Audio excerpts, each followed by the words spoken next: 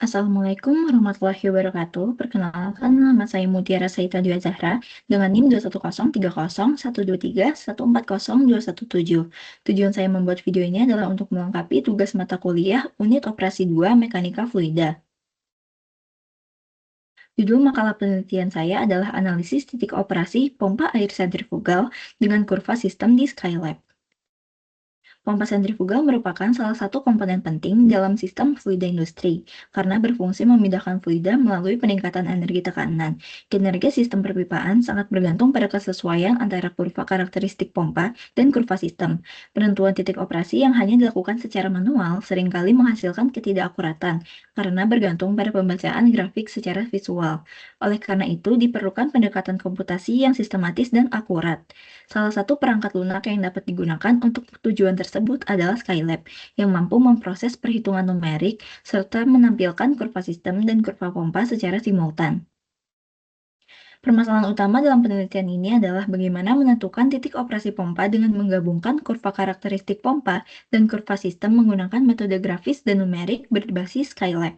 Tujuan penelitian ini adalah untuk menjelaskan prinsip dasar penentuan titik operasi pompa, menyusun kurva sistem berdasarkan parameter perpipaan horizontal, mengimplementasikan perangkat lunak Skylab untuk analisis numeris dan grafis, serta menentukan titik operasi pompa Grundfos CM34 dengan pendekatan yang sistematis.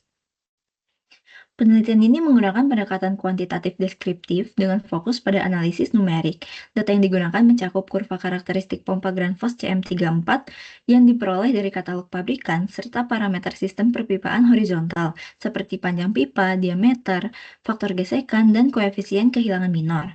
Analisis ini dilakukan dengan tahapan pengumpulan data, perumusan persamaan kurva pompa dan sistem, plotting grafik debit head, penyelesaian numerik titik operasi menggunakan fungsi fsolve pada Skylab, serta interpretasi hasil. Seluruh proses analisis dilakukan menggunakan Skylab versi 6.1.1. Berikut adalah simulasi Skylab-nya. Dengan parameter sistem, L adalah 20, D-nya adalah 0,025, F-nya adalah 0,02, dan gravitasinya adalah 9,81. Lalu ada K minornya yang bernilai 4 kali 0,75. Dan berikut adalah kurva hasil dari simulasi Skylab-nya.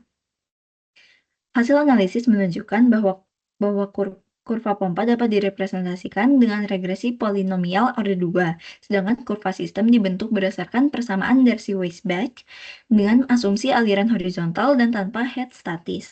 Setelah kedua kurva diplot pada Skylab, titik operasi sistem diperoleh dari perpotongan keduanya, dengan nilai debit operasi sebesar 6,53 meter kubik per jam dan head operasi sebesar 13,22 meter. Hasil ini konsisten baik secara grafis maupun numerik, dan menunjukkan keakuratan metode Skylab dalam menentukan titik operasi pompa. Titik operasi yang diperoleh berada di luar titik base efficiency point atau BEP, pompa Grundfos CM34. Hal ini disebabkan oleh resistensi sistem yang rendah, sehingga debit aktual menjadi lebih besar, sementara head operasinya turun. Kondisi ini berdampak pada penurunan efisiensi pompa, meningkatnya potensi kavitasi lokal, dan mempercepat keausan komponen pompa. Untuk mengatasi kondisi tersebut, dapat dilakukan penyesuaian desain sistem perpipaan atau pemilihan pompa dengan karakteristik kurva yang lebih sesuai dengan kebutuhan sistem. Penelitian ini menyimpulkan bahwa penentuan titik operasi pompa dapat dilakukan secara efektif melalui penggabungan kurva pompa dan kurva sistem menggunakan metode grafis dan numerik pada Skylab. Titik operasi yang diperoleh adalah debit sebesar 6,53 meter kubik per jam dan head operasi sebesar 13,22 meter. Skylab terbukti efektif sebagai alat bantu analisis dalam menentukan titik operasi pompa secara cepat dan akurat.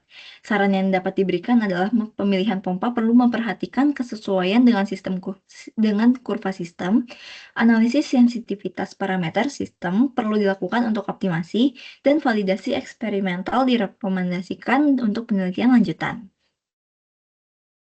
Sekian presentasi dari saya. Mohon maaf apabila terdapat kesalahan kata. Akhir kata, wassalamualaikum warahmatullahi wabarakatuh.